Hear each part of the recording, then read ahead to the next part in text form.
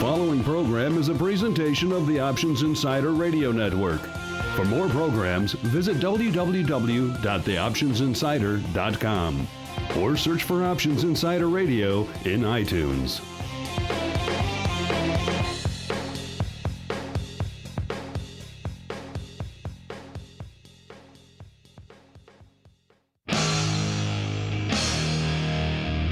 And now, it's time for the show that breaks down the options market. From unusual activity alerts to market updates and trading strategies. If it involves puts and calls, then our all-star panel will break it down. It's time to hit the Option Block. With your host, Mark Longo from theoptionsinsider.com and co-hosts Mike Tusaw from KnowYourOptionsInc.com and Mark Sebastian from OptionPit.com.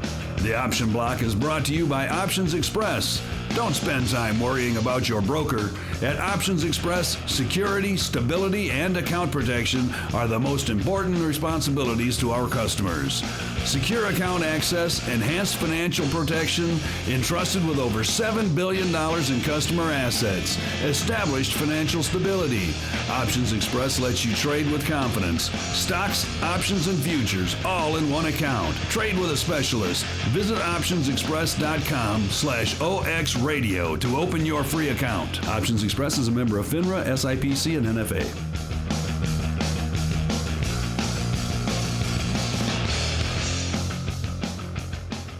All right, and that rocking music means it's time yet again for the Option Block, your bi-weekly source for all things options related. My name is Mark Longo from theoptionsinsider.com, as well as the Options Insider Radio Network.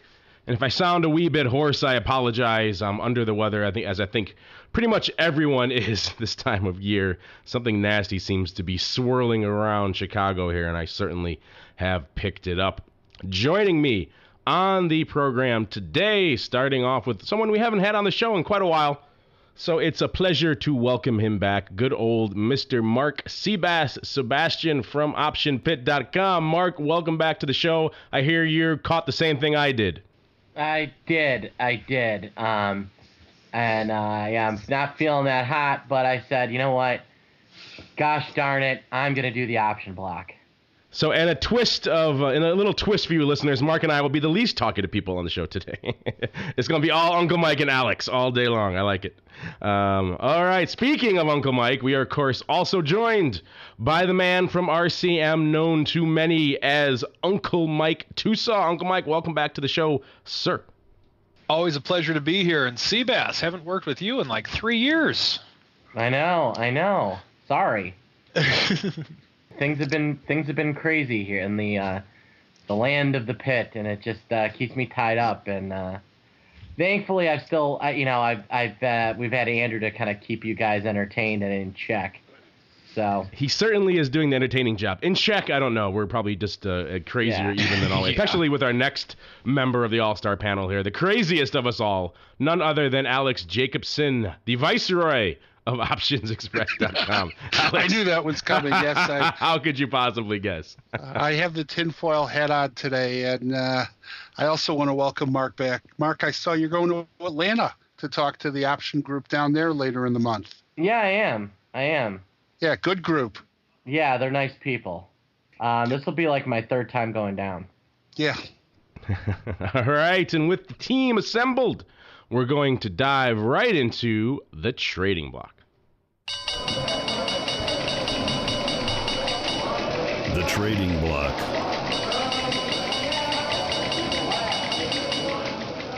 All right, and those bells mean it's time for the trading block. And someone pointed out to me recently that we've been doing the show for a while, and we discuss the various developments in the market, but we never actually say the date that we're talking about. So I thought that was a good point. So we are, of course, recording this on January 10th. I know many of you come in and listen to this after the fact, and that should not dissuade you by any means. Much of this content remains viable a month, a week, a year down the road. But of course, when we're talking about the specific market activity, we're referring to the activity going on today on January 10th.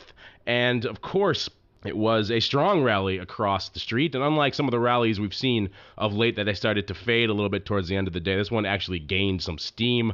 Most of the major indices closing up well over a half a percentage point. S&P closing up 0.8, nearly a full point, or 11 handles to 1472 on the day today. NASDAQ closing up half a percentage point to 3121, and the Dow closing up 0.6 to 13,471. Of course, with all that love on the street, someone had to go down, and that, of course, usually is where the VIX cash comes in, closing today down about 2.5% to 13.48.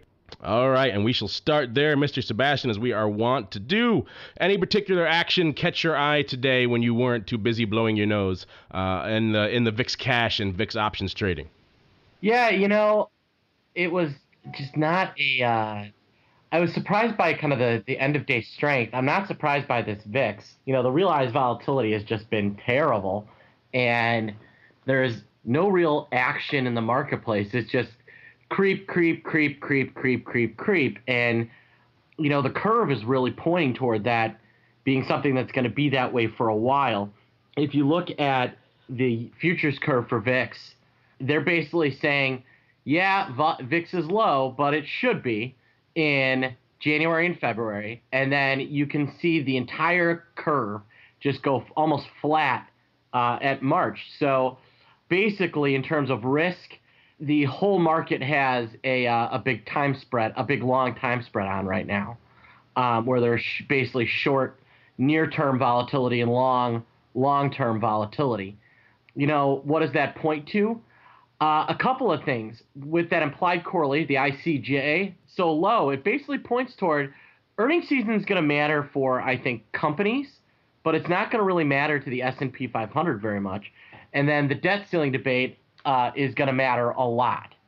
And that's kind of what I'm seeing over the last couple of days and really what's grabbing my eye in the overall VIX and overall market. The market certainly seems to be agreeing with that sentiment. We kicked off earnings season earlier this week with Alcoa. I remember Andrew on the most recent show, your counterpart, of course, saying it was going to be a resounding meh. And that's certainly what it turned out to be. The stock was trading right around the 9 handle when we talked about it last on this program. It is closed at $8.97 today. I think a meh is almost an overstatement. Yes, usually that would be a premium seller's dream. Of course, not too much juice really going on there because the market expected exactly what it got. We had a little bit of a range going into the earnings where it gapped around a little bit, but really not that much. Certainly, if you were a premium seller in this name, you fared well. And not exactly a resounding kickoff to earnings season. Go to Alcoa, probably about keeping in line with its name and sentiment. Aluminum, not exactly the most scintillating of metals or the most scintillating marketplace, and perhaps Alcoa following suit with not exactly the most scintillating. Well, and you know what the problem Alcoa's got? They've got a marketing problem in that people still don't know that you put the shiny side on the food and the non-shiny side out. I've watched cooking shows where they're taking the non-shiny side and putting like the dark unshiny side on the food, and that's not the way it's supposed to be. When you use tinfoil, folks, and this is why Alcoa's down, the shiny side goes on the food. The fact they've been unable to get that message across, I think really points. Now, why does the shiny side go on the food? Is that the design? That's got the nonstick surface on it. Got it. The shiny side is shiny because it's nonstick. I can honestly say in all my years of cooking and using tinfoil, I have never heard that before in my life. So there you go. If that is indeed true, then Alcoa has done a poor job. Or Reynolds Wrap or whoever makes it on their behalf and markets it on their behalf certainly does a poor job of getting the word out about that. So there we go, listeners. You learn a little something every time you tune into the option block. And of course, there was some other news on the front today, not outside of the trading realm. It's a lot of action with the exchanges today, most of it bad. Of course, the top news probably with Bats once again screwing the pooch. Bats has not exactly had a banner year from a technology perspective. They came out today. The headlines probably sound a little worse than the actual event they set itself. They traced back to October 2008, which of course most of our listeners will remember when the haywire really started hitting all the market really started going haywire. Of course, we had the short selling ban, other things really hitting around that time. That's when these trades started to happen. They essentially traded a bunch of equity transactions outside the NBBO, but the net impact was relatively small. They said it was about 425,000 trades, and the net cost to customers was around $420,000. So about $1 a trade. You don't want to be on the receiving end of that, but overall, not exactly a massive screw up, but yet it does raise a lot of red flags how these trades were able to go up. And of course, a lot of people banging away on the whole notion yet again that exchanges perhaps shouldn't be the ones regulating themselves because you have the foxes guarding the henhouse. Alex, as a diehard exchange man and probably the only real exchange vet among us, what did you think of all this news coming out today? The fast, quick answer is that's just unacceptable from BATS. I mean, whether exchanges should be SROs or not is a longer conversation at some point, and I could actually be on both sides of that argument. But this coming out as a revelation, we're in an environment where investor confidence has been shaken repeatedly over the last couple of years. They need to get their house in order. They couldn't even handle their own IPO. And one of the things you learned at exchanges is you never take any joy in a competitor's technology hiccups because, you're often weeks or months away from your own technology hiccup. But a revelation that the system has been challenged for a little over 4 years now, that's just unacceptable. It was my fault. Alex, it's funny, but the one thing I might add is this is the BATS, which was already the laughingstock of the industry and should be the laughingstock of the industry. Thankfully, we've got the Miami exchange coming on to make things even better. The BATS people are like, sweet, Miami's coming on. They take the heat off of us. Well, one of the questions that came up on Monday's show was essentially the question about order routing. And one of the things we talked about is that oftentimes lots of people are on the NBBO, both in stock and options. And one of the things that firms look at is how do you break that tie? If you've got multiple exchanges that are always at the same price, or in fact possibly have their machine set to carp another exchange's market, one of the tiebreakers is service. And when you have a reputation, I mean, you characterize them, Mark, as sort of being challenged in service. But when you have a reputation for having technology that goes down, or having unreliable service, or having trade-throughs, which is probably sort of the cornerstone of unreliable service, what you get are the people who are responsible for order routing who say, look, in a tie, they're not the second place I'm going to go to. They may be the 6th or 7th place, or they may in fact be the exchange of last resort. And it's just unacceptable. I mean, as I said, given the crisis of confidence we've had with brokerage house challenges, to have an exchange come out, it's troubling that they've had that data. And today was like a sort of, fine religion moment. But if they've had systems that have been impaired since 2008, I don't want to get on a soapbox, but the boys in Washington should shut them down.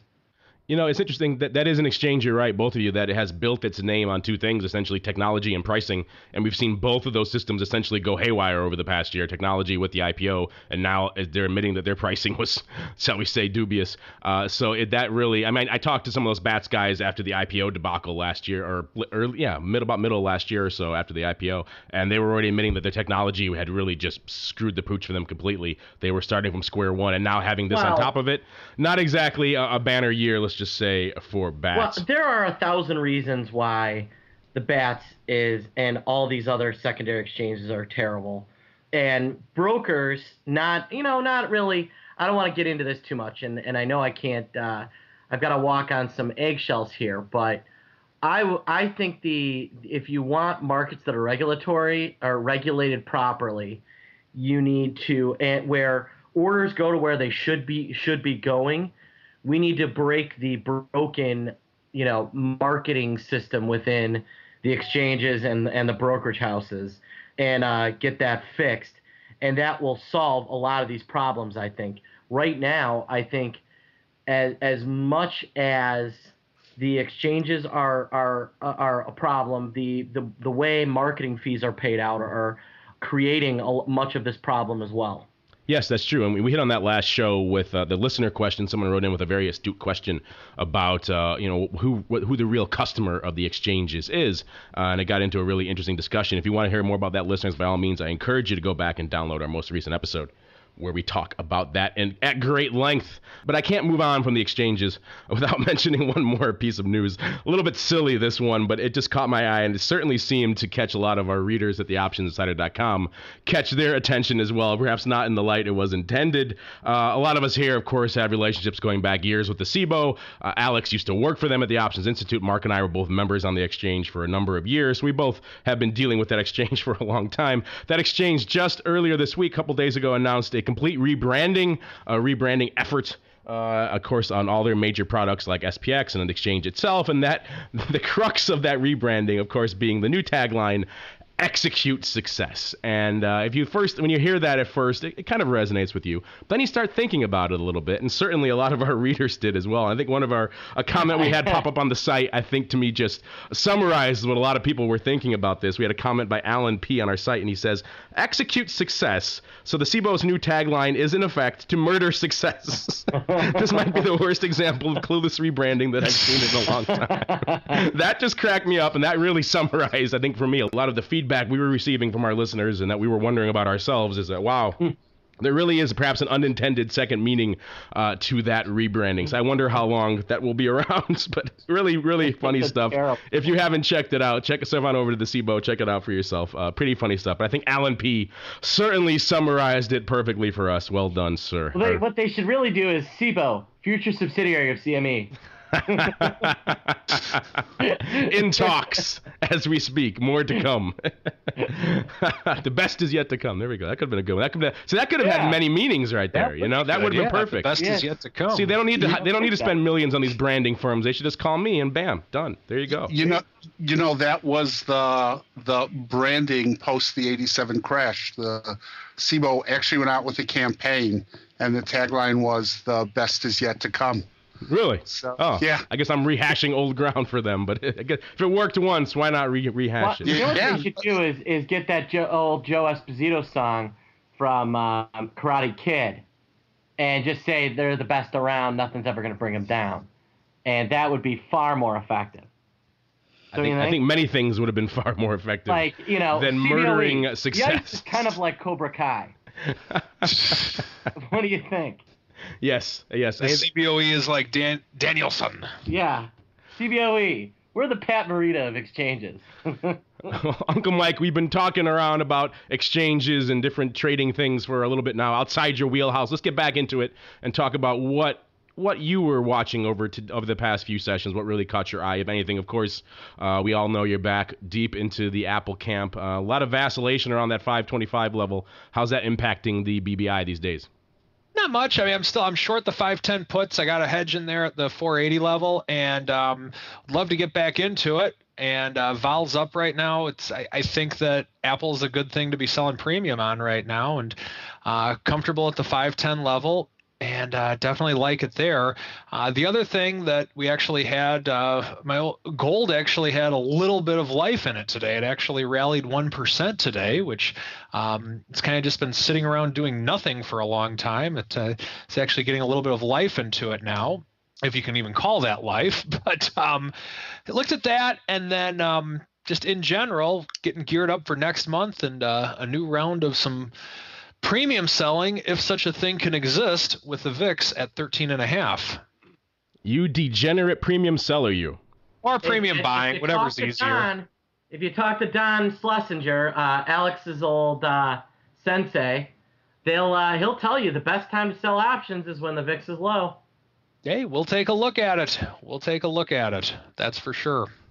All right, and with that counterintuitive advice, we're going to close out the old trading block and dive right into the odd block. It's time to break down the most interesting, unusual, and downright questionable options activity that's been identified by theoptionsinsider.com. It's time for the odd block.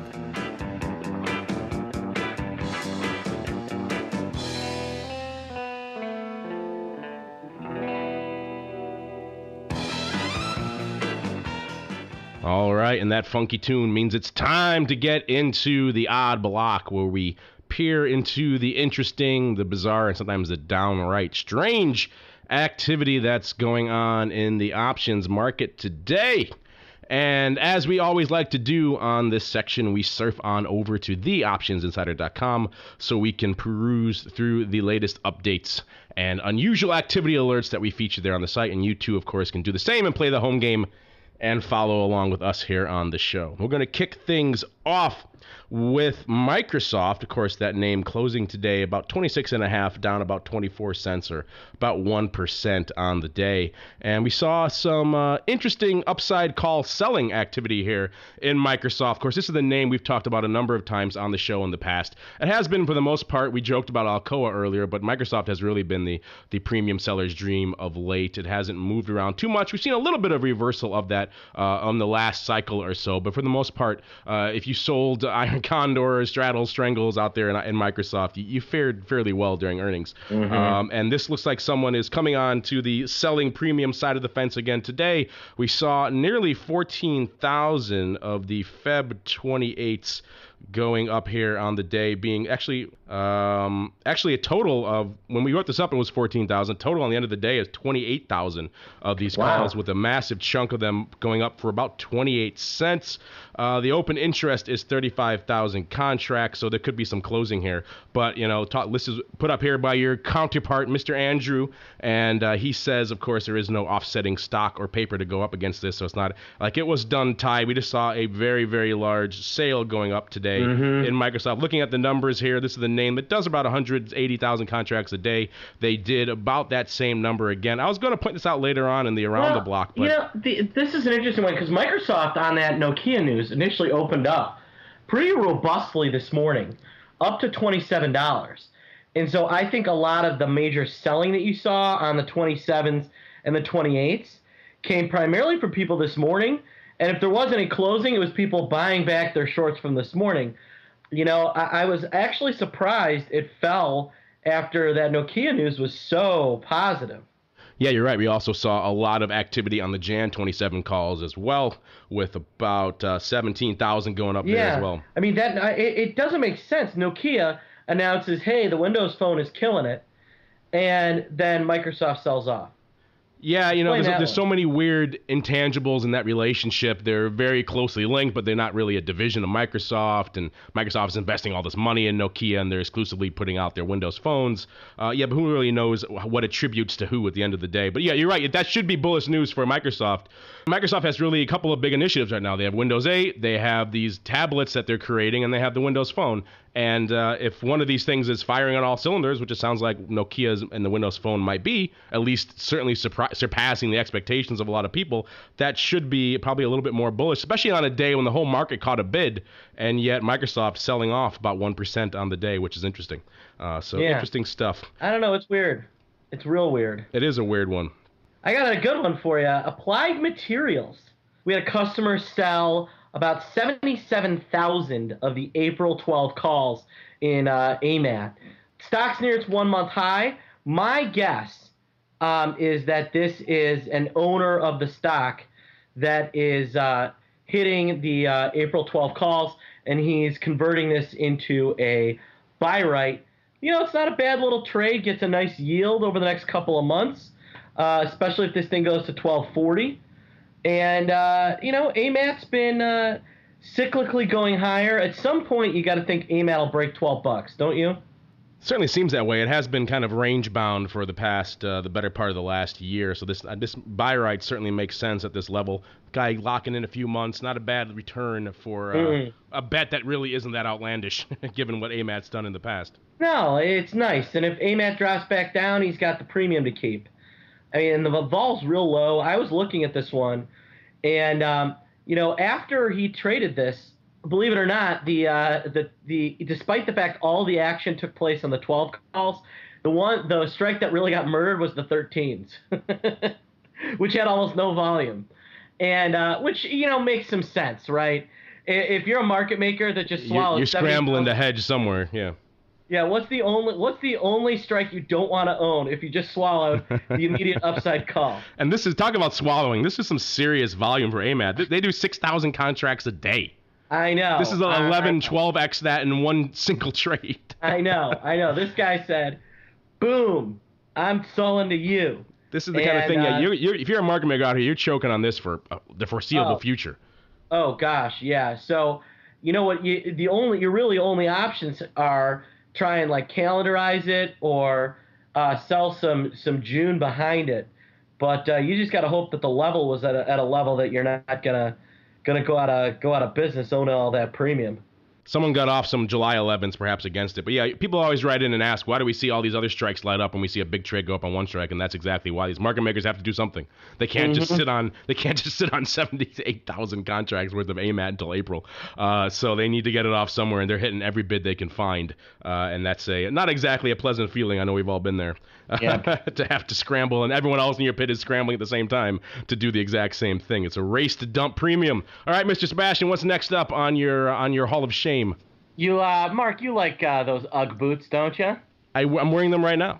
They're comfortably warm. You're not supposed to wear socks when you wear them.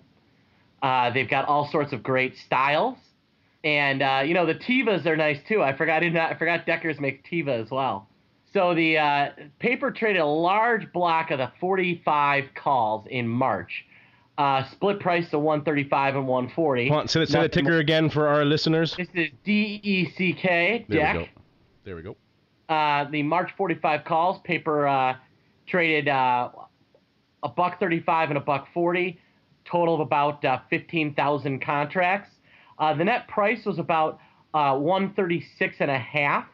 Implied volatility moved up, so it's a nice little bullish trade.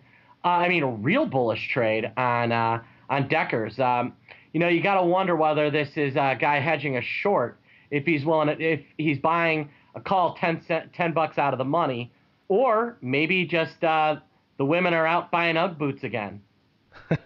Could be that. Looks like there's a bunch, 28,000 open on the 40 strike there. Maybe this could be that guy hedging some of his bets in case the Uggs do come back into style. I was ironically just walking to the office to do the show about an hour ago, and I saw a sign on the cleaners in our lobby for "We Clean Ugg Boots," and I thought to myself, wow, I didn't think those were still around, but apparently they are. My wife mentioned that she was shopping and saw a pair of Ugg boots she liked.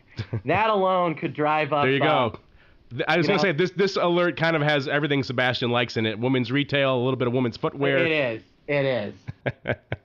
But yes, good stuff, Mr. Sebastian. Anything else before we close out the odd block for today?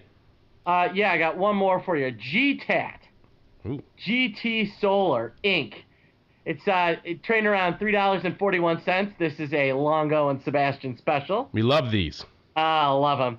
So, despite the fact the stock is only $3.40, somebody said, you know what? I'm going to buy the June 5 calls. Holy crap, I just looked at this. 5.50. Oh, my God. Alex, this will offend you deeply. Cover your ears, sir. So rather than buy a stock for $3.40, I'm going to pay 110 volatility for the June 5 calls, which are, in fact, 30% out of or a good 33% out of the money, and I'm going to pay 10% of the value of the strike. So, we saw a nice chunk of 14,000 of these trade for just a beautiful, beautiful trade. Wow, we need to mark the calendar. It's only January 10th, and we already have a leading contender for 2013 worst/most obnoxious trade of the year. This one here, I'm gonna mark my calendar right now because this one is gonna be in contention. I guarantee you. The only reason why you might do that trade is if you thought you were shorting the trade. But the 52-week low of this thing is 282. This is just the single dumbest trade I've seen in some time. I think you could stretch all week, and you really can't find a good justification for this on any level. I don't care how much you're short. There's better ways. I like the one with when someone was buying the oil 270 calls or something like that a couple of years ago. Those are pretty good. That was 2011, though, so that didn't make our 2012 rundown. That was a 2011 Day of Rage. That's certainly... We're going to do the Option Block Awards, where we'll pull worst trade of the year, best trade of the year. Well, we are doing that on the Options Insider right now. We're doing our Options Insider 2012 awards and our worst. I know, I voted. But yes, we are in the process of doing our Options Insider awards. They are unfolding as we speak. Top story number 4 should be going up today. And we discussed on the program last week are, of course, the worst I added the line most obnoxious trade because that also qualifies, and this certainly falls into that latter category pretty strongly. This is good. This is quality stuff. Good stuff, Mr. Sebastian, and good stuff, Mr. Andrew. Of course, if you want to play the home game, read all the details, and see all the other unusual activity alerts we have, then by all means surf on over to theoptionsinsider.com. But now we are going to surf on over right into the Xpress Block. The Xpress Block, brought to you by Options Express. Options Express lets you trade where and when you want for every level of trading. From advanced charting, free daily trading ideas, and free educational resources, Options Express is the online broker for all traders. Best of all, Options Express allows you to trade stocks, options, and futures all in a single account on powerful yet easy-to-use trading platforms, including mobile devices. Visit optionsexpress.com/OXradio for your free account. Options Express is a member of FINRA, SIPC, and NFA. All right, and welcome to the Xpress Block. This is, of course, the portion of the show where we peer deeply into the heart of the OX platform. And Alex gives us a few tips and secrets about what's cooking under the hood over there at the Idea Hub. Alex, what is catching fire today over in Idea Hub land? So the product development people put a chocolate cake on my desk and asked me to talk about a new product here, or a new variation of a product. And we've talked about it a bit on the show, and that's the feature on our platform called Walk Limit. And this is something I wish I had visual aids for, but I'll do it real quick. Essentially what Walk Limit version 1 did is, if you went to trade a spread, let's say the market in a spread was $1.20 to $1.40 and you wanted to sell it, what version 1 of Walk Limit did is it allowed you to enter a walk limit order, which essentially would have set the limit at the midpoint, $1.30, entered an order to sell the spread at $1.30, let it sit there for 2 seconds, cancel it, take it to whatever the proper increment is, $1.28, $1.26, $1.24, $1.22. There's no dark liquidity, or there's no limit order sitting. Eventually take it to the $1.20, which was the original NBBO. But version 1 only allowed you to start at the midpoint and end at the NBBO, end at the natural. And you could do it for credit spreads. You could do it for debit spreads. Again, only for spreads at this point. Version 2, which has already been rolled out, is fully customizable. So in that same environment where the market's $1.20, $1.40, the new product, in fact, lets you start. Let's say you want to start at $1.30, but you don't want to sell it for, let's say, less than $1.24, just to pick a number. You can customize your start and end points. So instead of being locked to the midpoint and the NBBO, you now have the ability to set a price that you want the walk limit to start at. It could be higher than the midpoint, and the endpoint is also customizable. This is a cool feature. I mean, as I've said in the past before, I frequently grew up. I grew up in the institutional community, and these were the kind of orders you would give floor brokers back when there were lots of floor brokers. You knew you had a natural market.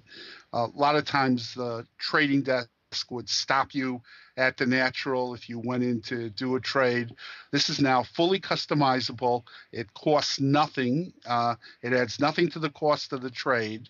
As I say, it's only good for spreads, and we talked a little bit on the last show about how spreads are handled on 2 of the exchanges, and there are no cancel fees, which is why it's only good for spreads. But on the platform right now, fully customizable walk limit. You know, that gets to the heart of what we've been talking about on this show and many of our other shows on this network actually for a while, which is the trouble so many active high-end retail options traders are having executing spreads, because you have to manage them so much, because the spread books don't talk to each other, because there's so much busy work essentially involved in getting your spread executions done right. You have to be on top of it and watch it and move it and adjust it and work it. So anything that could, automate that process and do it in a reliable fashion, I think would be a big. I mean, how many times do you hear from people? I'm sure Mark, you hear this. I'm sure Tucson, you hear this from your clients. That's why they hire you guys, because they don't have time to sit there and work their their credit call spread or their iron condor, because they actually have a job and a life, and so they need either hire someone like you, or they need to have a order system that could implement that functionality for them. So if this works as it sounds, then it sounds like it'll be a big time and money saver for a lot of our listeners. Yeah, it's and it's a corny cliche that time is money, but time is money. And if you're a trader and you're looking at multiple screens and you've got multiple positions on, it's not uncommon. This has happened to all of us, whether you traded as a customer or traded on the floor. At some point, you lose count or you lose track or something else trades. And then you come back to the original trade and you're unhappy with where, the market is. You got sort of a would have, should have, I should have done this. This essentially is a huge time saver. It does what you would normally do. You don't have to re-enter the order, cancel and replace. It'll do it automatically, and now it's fully customizable. And if we ever find a solution for the cancellation fee issue, which we're trying to figure out, we could roll this into one-legged trades as well. But right now it's only for spreads. And they can find this on the website in the all-in-one trade ticket, correct? Yep, it's in the all-in-one trade ticket. The drop-down boxes where you can say, do I want to do it at market? I want to do it at a limit. Do I want to do a trailing stop?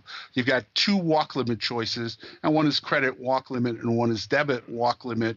But unlike the product that existed in Gen 1, when you hit walk limit, you now open two new boxes that say, tell me where you want to start and tell me where you want to end. And if you are a multi-leg trader, if you are trading condors or credit spreads, calendars, the ability to set a limit and let the machine work it for you rather than cancel and replace. And, I'll come back to that in 10 minutes. And, look at the last 10 minutes of the day here where the market rallied. It's a time saver and it can be a lifesaver. And I'm assuming you can't do this yet in Extend, correct? Can't do it yet in Extend. It's just the web-based platform at this point. So OX customers, log on to the website and kick the tires for yourself. Some very cool stuff. I'll have to try it myself just to see how it holds up. I'm very, very excited about that. I'm just like a lot of our listeners. I like to put on stuff and I get called away to do something and I don't have time to manage it. So something like that would be ideal for me as well. So thank you for that, Alex. And that's going to do it for the Xpress Block. And now we're going to roll right into the Uncle Mike Tusaw block, a.k.a. the Strategy Block.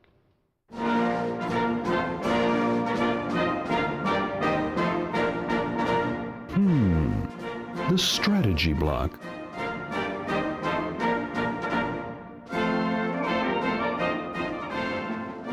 All right, and that fancy music means exactly what you think it means, dear listeners. It's time once again for Uncle Mike Tusaw to put on his smoking jacket and to sit by the fire, light up his pipe, and to dispense options, wit, and wisdom. Uncle Mike, dear sir, what do you have in store for our treasured and valued listeners today? We are harvesting call spreads today. Uh-oh.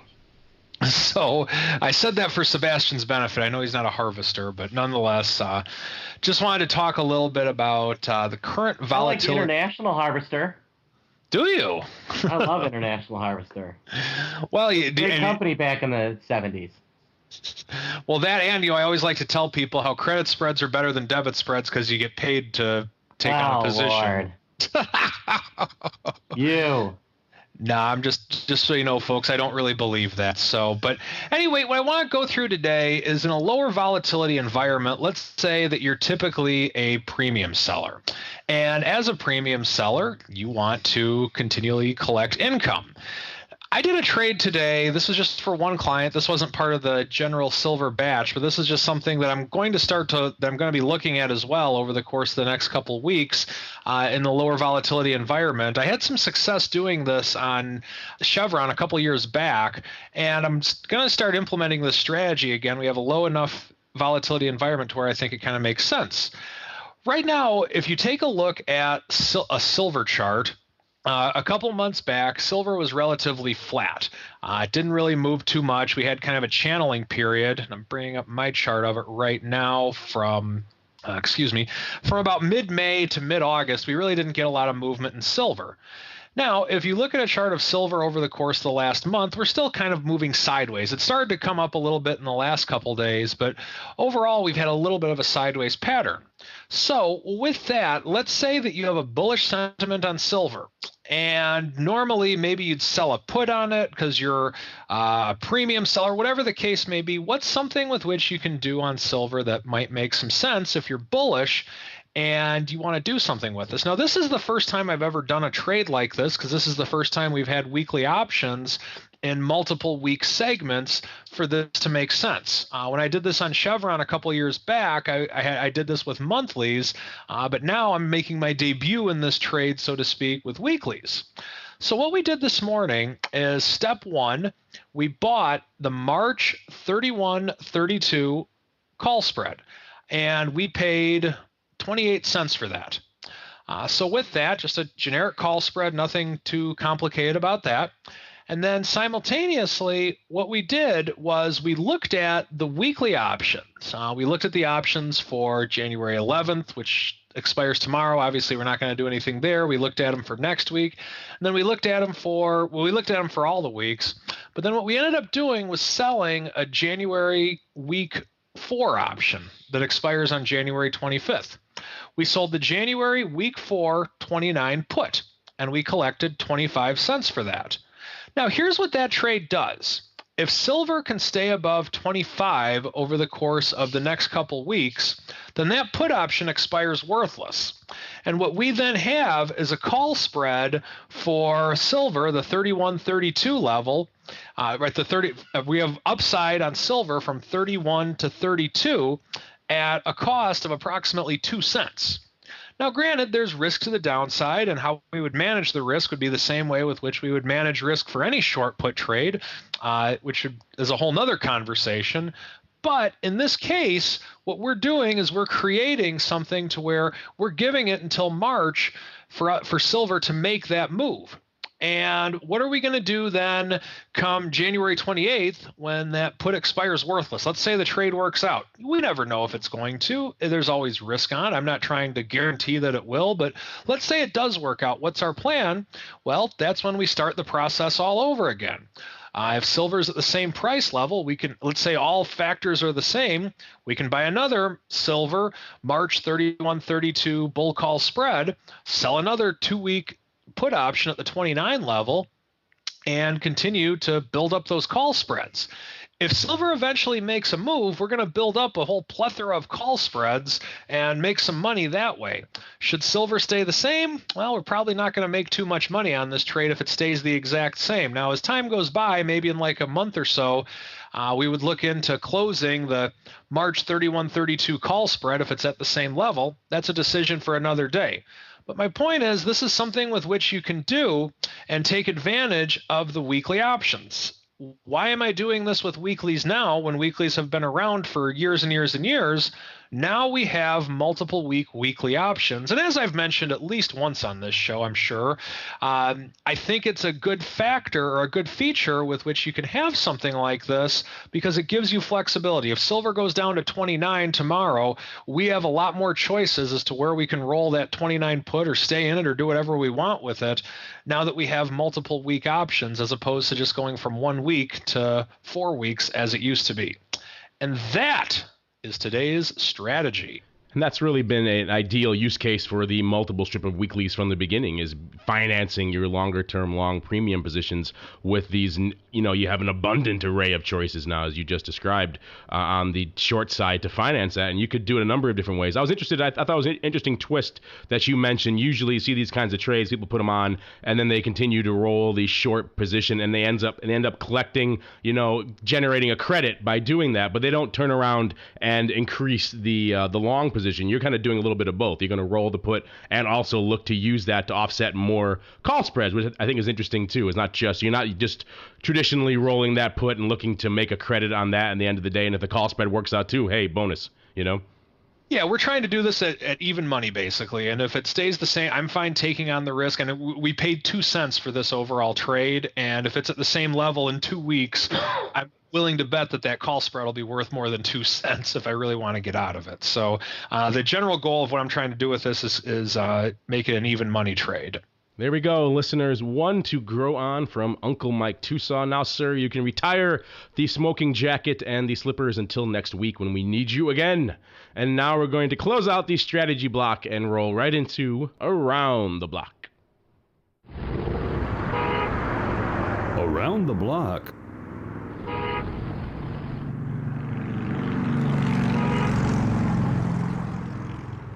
All right, and welcome to Around the Block. This is our final segment where we highlight what we're watching for the rest of the week into the weekend. And as Alex has reminded us many times on the show this week, we are indeed diving into earnings season, and we have some interesting earnings to watch coming up over the next week. We're seeing a lot of Citi and Bank of America both coming out on the 17th. Those are ones we like to watch here on the show.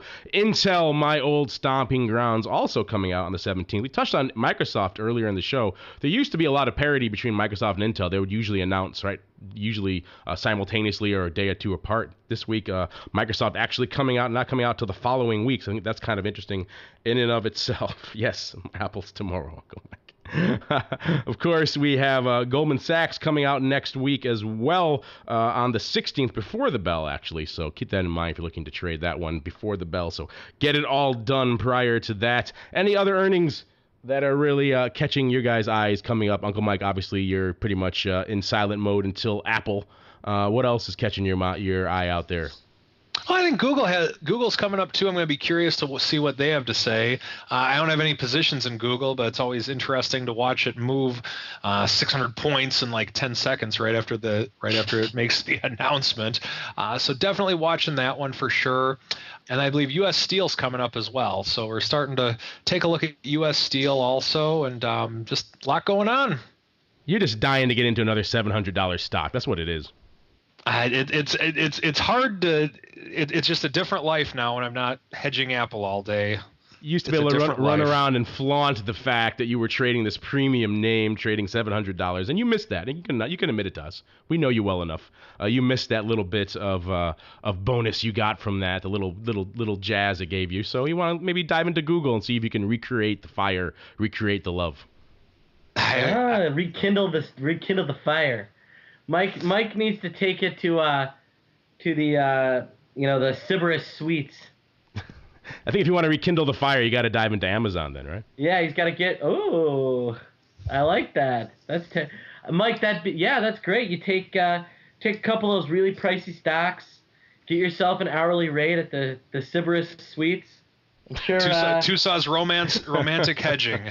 There you go. Where we take naked options to another level. Hey-o. There you go. I like it. Let's save it for Option Block After Dark, our premium subscriber-only service coming soon to an audio channel near you. Mr. Seabass, what is catching your eye these days? As I said at the top of the show, what's catching my eye is that there's nothing to catch my eye. You look at this vol and it says it's so cheap, which makes me want to sell it. And then I look at March and I say, this is expensive, which makes me want to buy it. So it's kind of what I'm watching. We got earnings coming, but I'm just not sure those are going to matter. Certainly not to the general markets. I think they'll matter to some of the individual companies. I'm just seeing a release that Apple has nixed its cheap iPhone. I think that was a smart decision. And there you have it. There's Apple news just about every day. It seems like we could do a whole. Maybe that should be the next show on our network. You watch. Apple is now turned into Microsoft, which is going to kill the product. Well, they're certainly not exhibiting Microsoft vol yet. Once they get to those levels, then it might be. Then indeed the game is up. I think the jig is up for Apple at that point. At least now they're giving you a little bit of reason to pay attention. You guys have been saying the jig is up since 300. Come on. We're much closer now than we were at 700, though. You have to admit we're much closer to being correct now than we were 200 handles higher. Yeah. All right, and Mr. Jacobson, last but certainly not least, what is catching your eye for the rest of the week into the weekend, sir? As you mentioned, next week, all the financials, JP Morgan, Goldman Sachs, Morgan Stanley, Citi, U.S. Bank, some of the regional banks next week, and volatility, just, can't say it enough times, and Mark has talked about this. Volatility is remarkably low. On the Ideas Hub, almost everything is dominated by equities. The indexes have dropped off so far that, it's Apple, Amazon, Google. You don't see the SPX until you're halfway through the list. And spreads on SPX are trading for a fraction of what the equity spreads are trading for. Gold has come up on the list a little bit. There's been a little vol there, but low volatility environment. And I've said this before, in my career, there have always been, in hindsight, some very large events coming off volatility lows.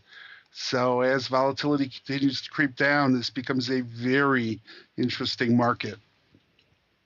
Well put, sir, as usual. And that is going to do it for our Around the Block segment. And that's also going to do it for this episode of the Option Block. But before we go, I like to check in with all of my cohorts here, my partners in crime on the Option Block All-Star panel, to see what they have in store for you, the listener, in their respective necks of the woods. Starting off with you, Mr. Uncle Mike Tusaw himself. What is coming up in the land of RCM that may intrigue our listening audience? Well, the webinar train's going to be rolling again. Probably, I would say, at another couple weeks, we're going to be fully up and running. So we have a lot of teasers going, but I'm not going to divulge anything as of yet. In probably a couple weeks, we plan having probably 1 to 2 webinars per week, and we're going to be bringing a lot of people on to the Option Block to bring more interviews. So that's what's coming. But we don't have any specifics as of yet, with which we are ready to release. So stay tuned. And until then, listeners can keep going to knowyouroptionsinc.com, and when the time comes to switch, it will just redirect you. So don't worry, listeners, if you have that already in your browser. You can just keep going there for the time being, and everything should work properly. All right, and next up, Mr. Sebastian, what is coming up in the land of the pit? Yeah, we're going to have a fun webinar for everybody coming up. We're probably going to do it on Wednesday, January 23rd. Not candles. Wednesday, January 23rd. And, the topic yet to be determined. But that'll be our next Option Pit webinar coming up then. Well, we will look forward to it. A scintillating topic TBD. So stay on the edge of your seat, listeners, because I'm sure it'll be a good one when they finally hatch it over there in Option Pit land. And last but certainly not least, Mr. Jacobson, what is coming up in the land of OX? 2 live presentations in the month of January. January 12th in Sacramento, January 26th in Minneapolis.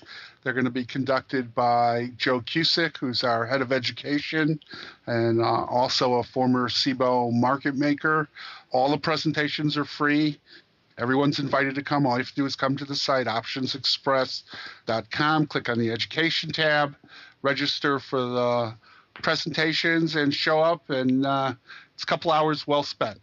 Couple hours well spent indeed, and hopefully you spent an hour well with us today, listeners. And before you go, of course, want to remind you that if you have any questions you'd like us to answer on the program here, then by all means surf on over to theoptionsinsider.com. You can leave a question for us or leave a comment for us on the website, as our friend here Alan P did today. You can of course use that comment system also to send us an email question. You can just shoot it yourself over to questions@theoptionsinsider.com. Just be sure to put in the subject line which show your question is for, so we can sort it properly. And of course, you can always find us on Twitter and on Facebook. So a lot of ways for you guys to get in touch with us and let your voices be heard on the show as well. So that's going to do it for this episode of the Option Block. Before we go, we of course want to thank all of you in the listening audience for downloading and streaming and subscribing to this program and making it such a success. And we'll see you next time right here on the Option Block. Become a part of the Option Block. Just visit www.theoptionsinsider.com/forum to post a question for the hosts. You can also submit questions to twitter.com/optionblock or leave a voicemail at 312-544-9356. Make it interesting and your question just might make it on the air. The Options Block is property of the Options Insider Incorporated, all rights reserved.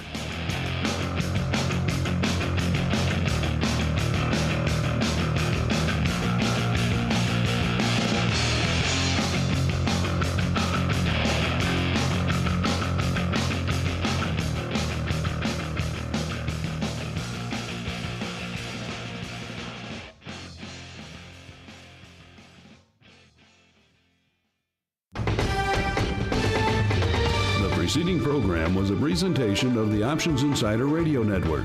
For more programs, visit www.theoptionsinsider.com/radio or search for Options Insider Radio in iTunes.